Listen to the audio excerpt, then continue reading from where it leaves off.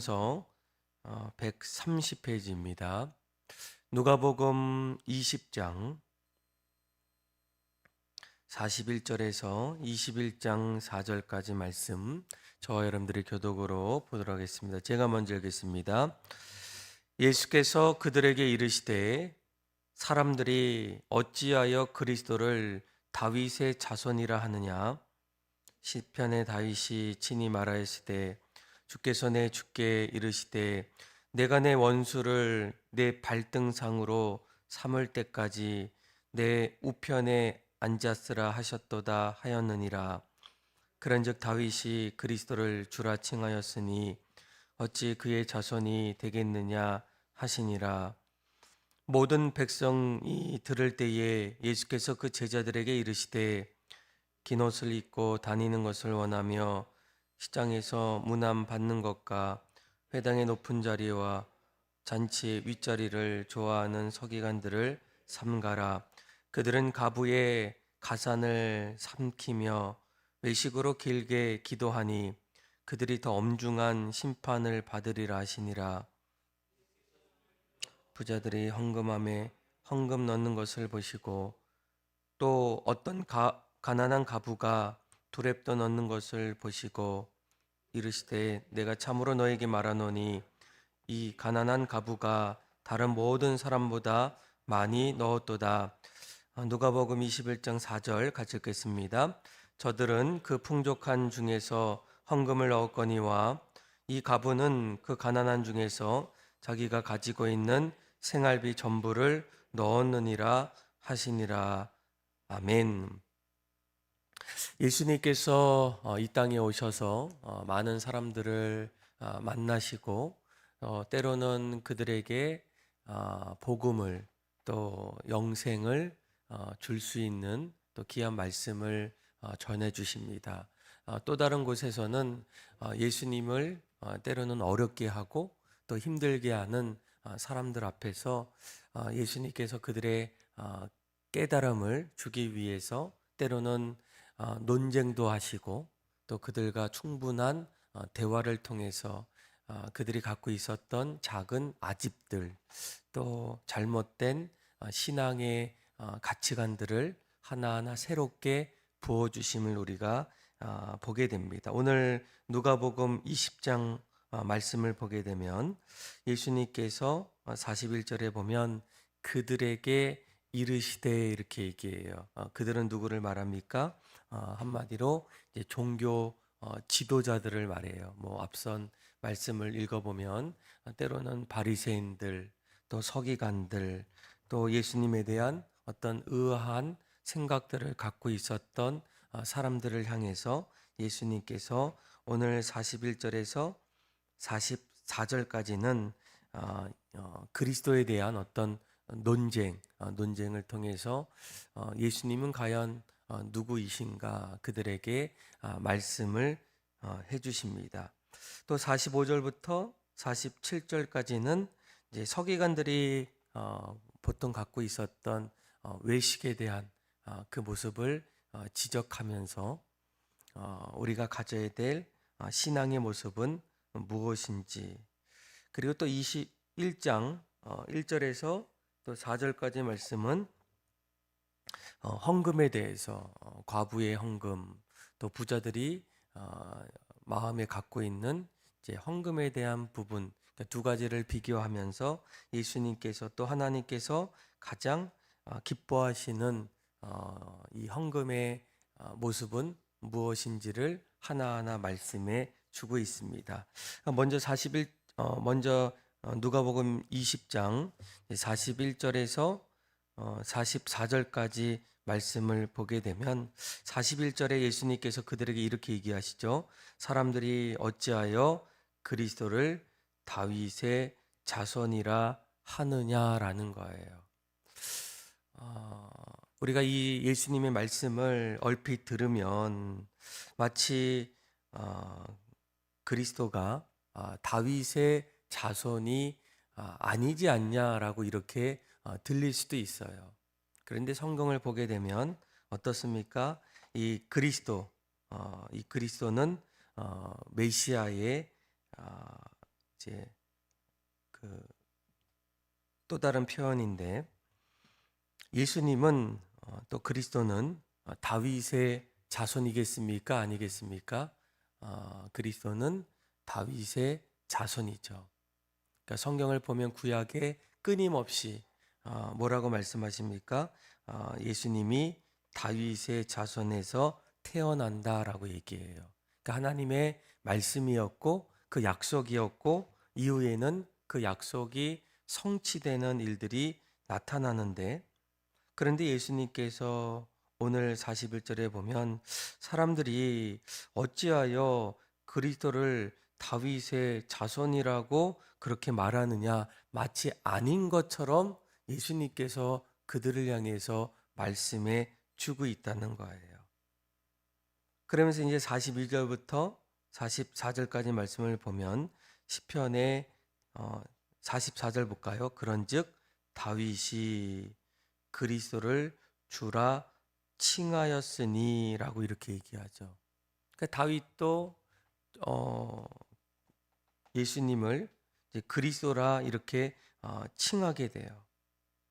그러니까 예수님의 이러한 말씀이 때로는 우리에게 또 그곳에 있는 수많은 뭐 서기관들 또 종교 지도자들에게 왜 이렇게 얘기하셨을까? 마치 아닌 것처럼 말했던 이유가 도대체 무엇일까? 그러니까 그들과의 논쟁을 통해서 예수님께서 그들에게 들려주고자 했던 한 가지 중요한 것이 있어요. 그 당시에 종교 지도자들, 뭐 바리새인들, 또 서기관들은 이 메시아의 구원 사역을 이스라엘에만 이 국한되어서 생각할 때가 많았다라는 거예요. 다시 말하면 예수님께서 메시아로 이 땅에 오실 때 그들은 이 다윗 왕조의 영광을 되찾지 않을까, 거기에만 국한되어서 생각하고 있다라는 겁니다. 그러니까 예수님은 누구예요? 그러니까 하나님의 아들이십니다. 우리가 보통 예수님을 바라볼 때 이게 두 가지를 좀 생각해야 됩니다. 예수님은 하나님의 아들로서 인간의 몸으로 이 땅에 오셨다라는 거예요. 그러니까 빌립보서 말씀을 보게 되면 그는 근본 하나님의 본체이셨는데 하나님과 동등됨을 여기지 아니하시고 오히려 자기를 비어서 종의 형체를 가졌다라고 얘기해요. 거기에는 두 가지의 예수님의 모습이 있죠. 하나는 인간의 몸으로, 그러니까 사람의 인성으로 예수님께서 이 땅에 오셨다라는 겁니다. 그렇지만 예수님은 사람이지만 사람이 아니시라는 거예요. 하나님의 아들.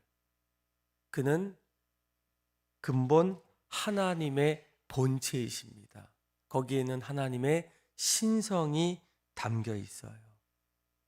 그러니까 예수님께서 이 땅에 오셨다는 것, 또 그리스도로 이 땅에 오셨다는 것은 이 다윗의 옛 왕조를 이스라엘 백성들에게 되찾아 주기 위해서 온 것이 아니라 온 인류를 구원하기 위해서 이 땅에 오셨다라는 겁니다.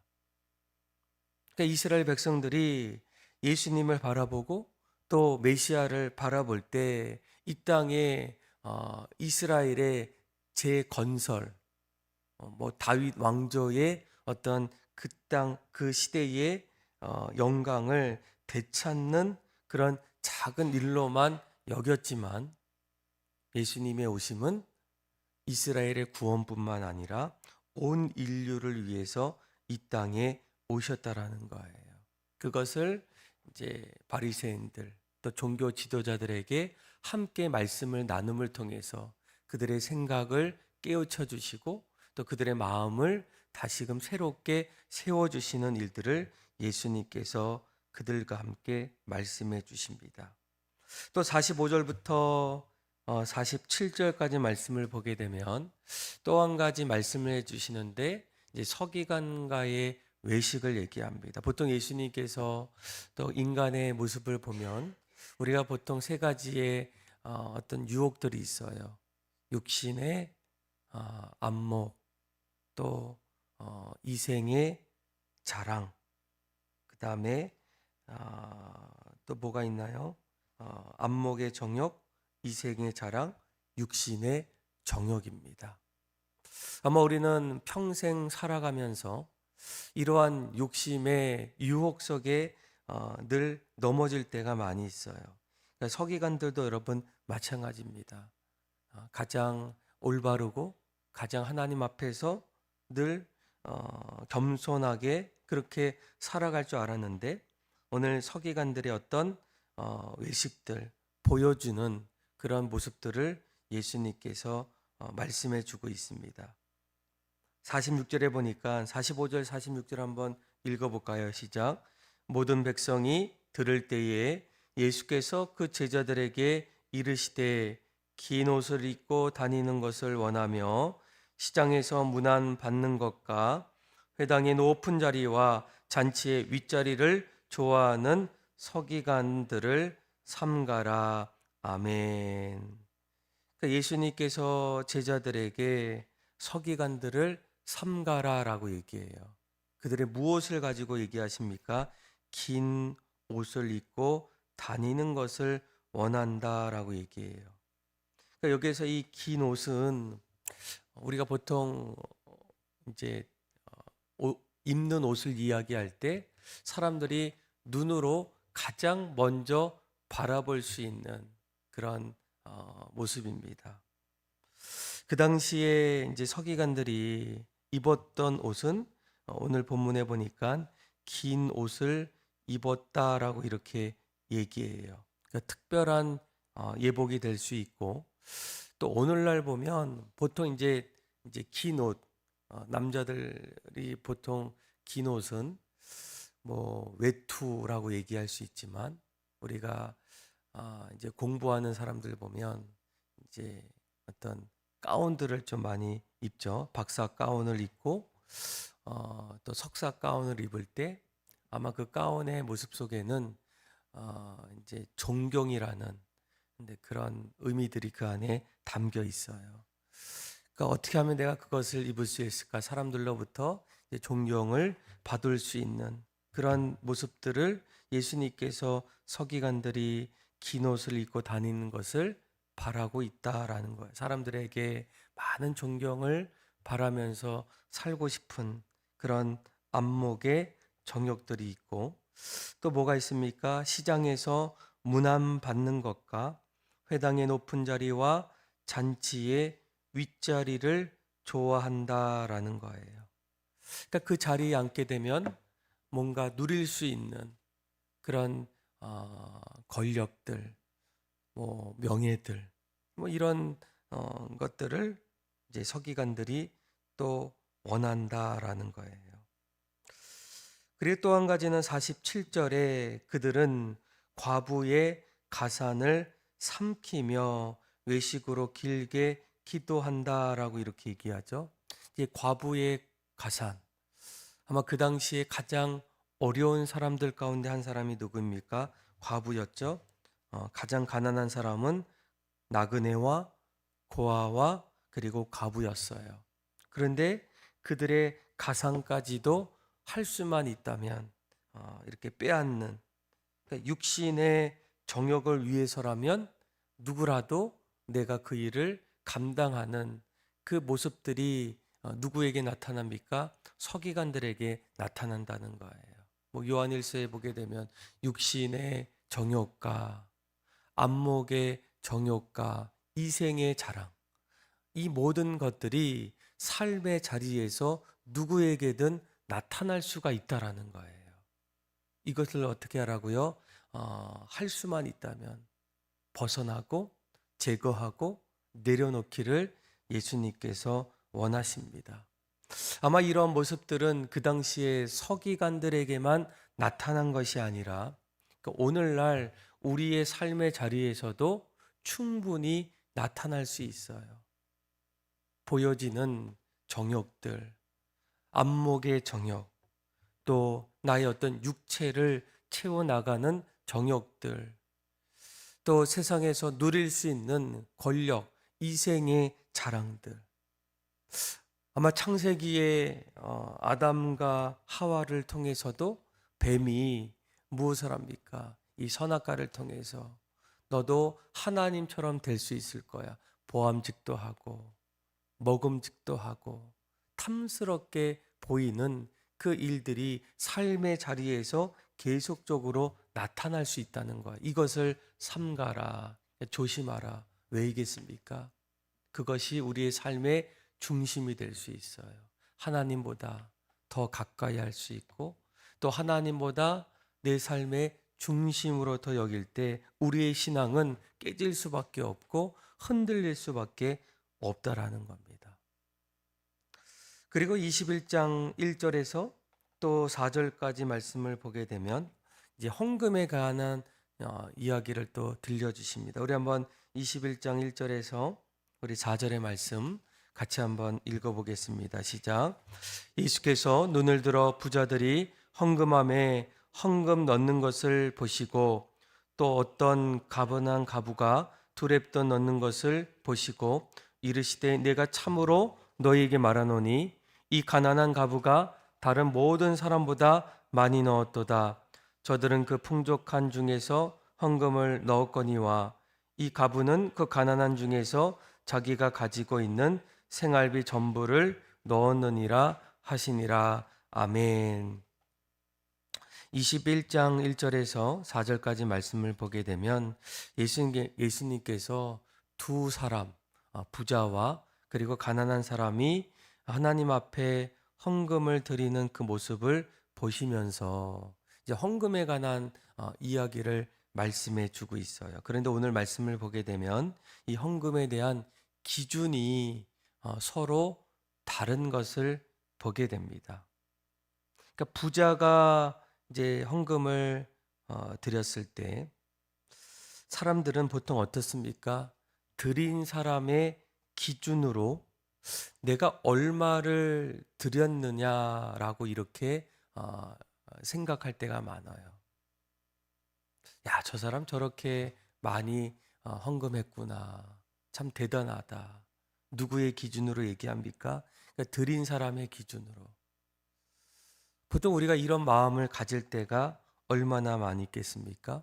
그런데 오늘 예수님께서 말씀하신 그 헌금의 기준을 보게 되면 이제 드린 사람의 기준이 아니라 받아들이는 그 분의 기준으로 헌금을 보고 계신다라는 거예요. 물론 드린 사람들의 기준으로 봤을 때 오늘 두 사람의 헌금의 모습은 비교할 수가 없어요. 부자가 낸 헌금과 또 이 가난한 사람이 낸 헌금은 아무리 생각해봐도 얼마나 큰 액수의 차이가 있겠습니까? 그런데 예수님께서 말씀하실 때는 내가 받아들이는 그 예수님의 기준으로 그들을 보고 계신다는 거예요. 그러면서 뭐라고 얘기합니까? 오히려 가난한 사람이 드렸던 그 헌금을 하나님께서 기뻐하신다라는 겁니다. 왜 얘기했습니까? 4절에 보니까 저들은 그 풍족한 중에서 헌금을 드렸지만 이 가부는 그 가난한 중에서 아무것도 거의 없는 그런 그 자리에서 하나님 앞에 아낌없이 자기의 모든 것을 드렸다. 생활비 전부를 넣었다라는 겁니다. 여러분 우리가 헌금을 할 때 한 가지 중요한 것은 무엇보다도 액수가 중요한 것이 아니라 내가 헌금을 드리는 그 동기가 무엇인가를 여러분들이 보셔야 돼요. 무엇보다도 내가 하나님 앞에 감사의 표현이 있는가? 내가 어떤 마음으로 하나님 앞에 드리고 있는가라는 겁니다. 그러니까 하나님은 오히려 그 헌금의 액수를 보기보다는 우리 마음을 더 바라보고 있다라는 거예요. 작지만 정성껏 주님 앞에 내가 헌금을 드리고 있는가? 그것을 하나님은 기뻐하시고 또 즐겁게 여기신다라는 거예요. 여러분들도 최근에 이렇게 참 이야기를 많이 들어보면 경기가 어렵고 또 삶이 참 힘겹다라는 그런 이야기를 서로 할 때가 많이 있어요. 참 어렵지 않습니까? 근데 그런 가운데서도 하나님께서 무엇보다 여러분들의 정성을 보신다라는 거예요. 그러니까 헌금을 드릴 때 많고 적음이 아니라 내가 주님을 바라보면서 주님의 기쁨 앞에서 내가 정성껏 드리는가라는 겁니다. 그것을 하나님이 가장 기뻐하신다는. 그런데 사람들은 어떻습니까?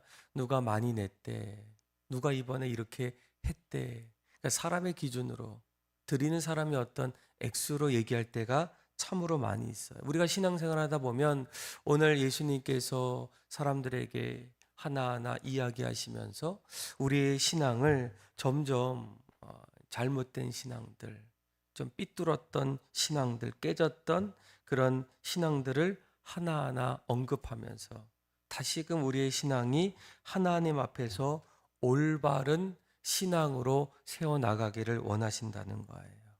예수님은 누구일까? 그러니까 어떤 분들은 예수님을 보통 랍비, 그러니까 선생으로만 여기는 분들이 있어요. 그러니까 인성만 받아들입니다. 그러니까 오늘날 누구를 얘기합니까? 그러니까 여호와 증인이 대표적이겠죠.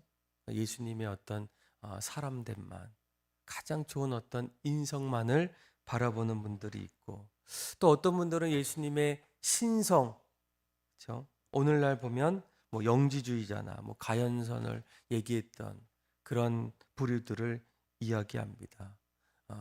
뭐 육신은 약한데 영은 강한 그런 측면으로만 이야기하는 분들이죠. 그런데 예수님께서는 인간의 몸, 사람으로 오셨지만 죄 없으신 하나님의 아들, 신성을 갖고 계신다라는 거예요.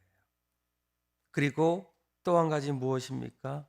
우리가 신앙생활할 때 하나님은 이 외식, 주로 보여지는 그런 모습들을 경계하라는 거예요. 왜이겠습니까?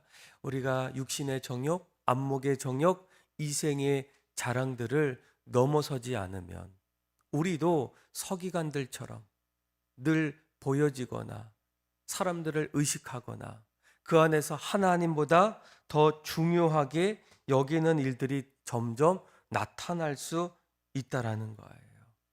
또 하나님 앞에 예물을 드릴 때도 마찬가지입니다. 하나님은 이 예물의 어떤 크기와 어떤 부피를 바라보기보다는 너 마음의 정성, 누구를 위해서 드리는가, 또 물질까지도 누가 주관하고 계시는가, 이것 또한 하나님이 주셨음을 깨닫고 감사함으로 기쁜 마음으로 하나님 앞에 드릴 때 하나님은 그 모습을 바라보신다라는 거예요. 드리는 자의 입장이 아니라 받는 자의 입장에서 예물을 하나님은 보신다라는 겁니다. 저와 여러분들 오늘 이 말씀을 좀 기억하면서 내 신앙을 좀 돌아보길 원하고 또 그 안에서 내가 더욱더 세워나가야 될 일들은 또 세워나가길 원하고 또 내가 수정되기를 원하는 또 고쳐야 되는 신앙의 모습들이 있다면 오늘 하나님 앞에 기도하면서 새롭게 우리의 신앙을 다시금 세워나감을 통하여 늘 하나님 앞에 기쁨으로 감사함으로 하나님 앞에 영광 돌리며 살아갈 수 있는 또 저와 여러분들의 삶이 다 되기를 주님의 이름으로 축원합니다. 기도하겠습니다. 하나님 아버지 감사합니다. 오늘 말씀을 통해서 우리의 신앙을 돌아보게 하여 주시고 때로는 우리가 바리새인들처럼 서기관들처럼 종교 생활로만 살아가고 있지 않은가를 다시금 돌아보게 하여 주시고 또 주님께서 가장 기뻐하셨던 순수한 올바른 신앙의 삶이 우리 가운데에 회복되며 늘 주님의 기쁨으로 살아가게 하여 주옵소서. 그렇게 우리의 모든 삶을 새롭게 하실 하나님을 찬양하며 사랑이 많으신 예수님의 이름으로 기도합니다. 아멘.